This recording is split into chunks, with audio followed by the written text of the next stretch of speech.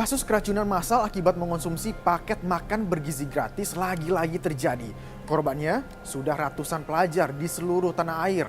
Apa yang salah dengan hidangan makan bergizi gratis? Sudahkah program MBG sesuai standar yang aman untuk anak di sekolah? Muntah-muntah, diare, sakit perut, sampai pusing. Puluhan pelajar di Raja Polah, Tasikmalaya ini dirawat di puskesmas usai menyantap makan dari program makan bergizi gratis. Pasca kejadian, beberapa siswa mengaku trauma dengan makanan yang dibagikan di program MBG. Trauma nggak akan makanan? Kata anak, ya ada trauma.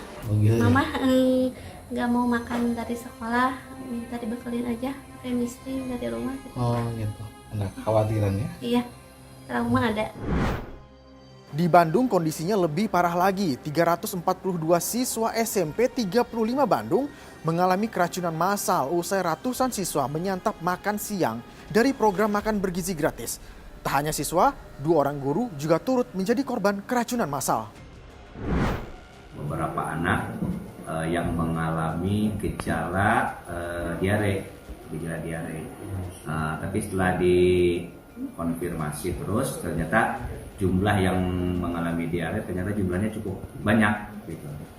Makanya kami segera berkoordinasi dengan pihak Badan Gizi Nasional. Kasus keracunan massal di program MBG sudah sering terjadi. Ratusan siswa di berbagai daerah jadi korban. Sejak awal 2025, kasus keracunan yang diduga dari program makan bergizi gratis banyak terjadi di berbagai daerah. Ada ratusan siswa yang mengalami mual, pusing, sakit perut, sampai diare. Apa respon Badan Gizi Nasional soal banyaknya kasus keracunan di program MBG? Kepala Badan Gizi Nasional bilang secara umum tentu baik kasus kejadian secara kuantitatif masih 0,5%. Kami ingin mencapai 0 atau tidak ada kejadian. Pernyataan Kepala Badan Gizi Nasional dikritik karena menghitung jumlah siswa keracunan dengan angka kuantitatif. Masalah pemberian makanan dan higienis, tingkat higienis dan kemudian tingkat keamanan itu harus menjadi sebuah jaminan dan tidak bisa dibenarkan bahwa karena 0,5% lalu dianggap itu bisa dimaafkan. Menurut kami ini sangat penting ya, standar keamanan. Nanti Dr. Yen pasti akan menambahkan kalau 0,5% tapi yang menerima banyak kan juga berapa banyak ya itu artinya. Dan sebenarnya dalam soal makanan 1 orang pun tidak boleh keracunan. Jadi ini yang kami sorot dan kami ingin berharap bahwa ada langkah-langkah perbaikan. Yang paling banyak disorot setelah ratusan siswa jadi korban keracunan soal belum adanya standar untuk menyiapkan paket MBG yang layak konsumsi ke pelajar.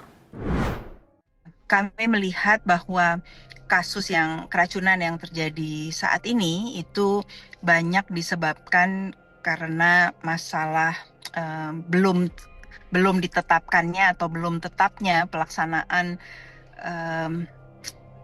status atau standar dari penyiapan, standar dari pemasakannya, dari distribusi, jadi jauh atau tidaknya lokasi tersebut. Lalu dipaknya seperti apa? Apakah makanan panas bisa dipak segera dalam waktu yang singkat? Lalu kebersihan karena ada yang foto ulat dan segala macam itu mungkin ada bakteri yang tertinggal di dalam paket yang diberikan. Hal-hal seperti ini dan mungkin juga dari bahan makanannya yang tidak dicuci dengan bersih.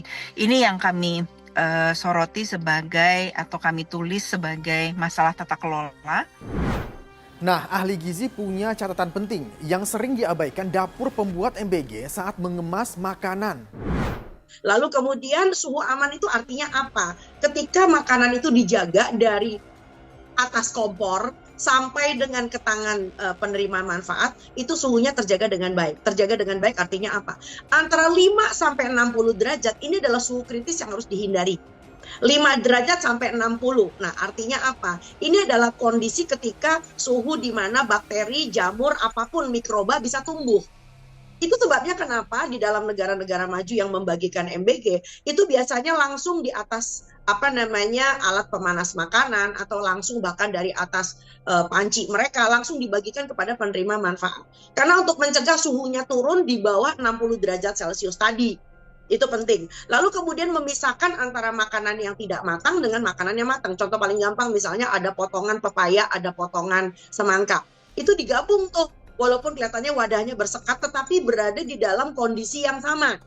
Yaitu suhunya antara lain sama gitu loh ya. Apalagi kalau misalnya semangkanya udah dipotong. Nah ini bahaya sekali buat risiko kontaminasi.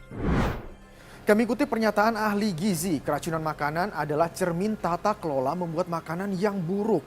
Badan Gizi Nasional harus mengevaluasi diri walaupun hanya ada 1 siswa yang keracunan, apalagi kalau yang ini jumlahnya sampai ratusan siswa. Saya Zeki Rahmat pamit, terima kasih, sampai jumpa.